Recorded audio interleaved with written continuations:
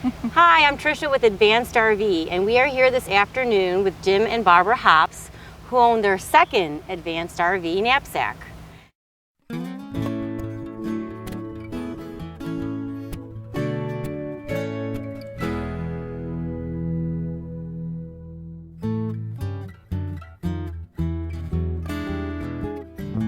So tell us a little bit about your second motorhome knapsack and maybe a little bit about how you were introduced to Advanced RV. Well, I was introduced to Advanced RV because I was looking for a specific type of motorhome that I couldn't find anyplace, and I spent several years on the internet trying to find something like this. So you have owned Class A's before, correct? Yes. And now you have a Class B, your second Class B. Mm-hmm. What is the biggest difference for you?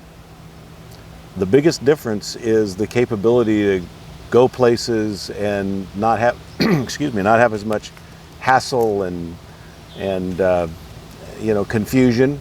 We don't have to drag a car with this.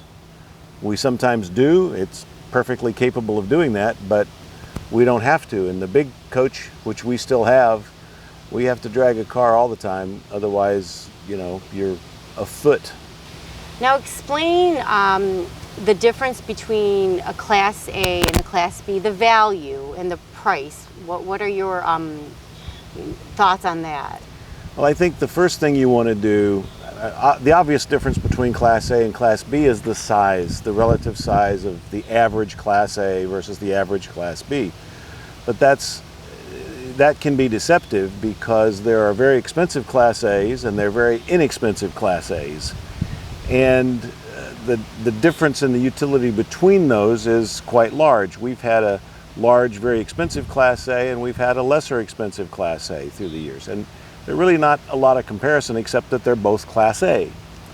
Class B coaches come in a variety of capabilities and a variety of different I suppose you'd say comfort value.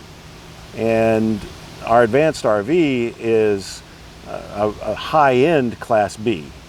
And you'd have to compare it to a high-end Class A to get a relative comparison.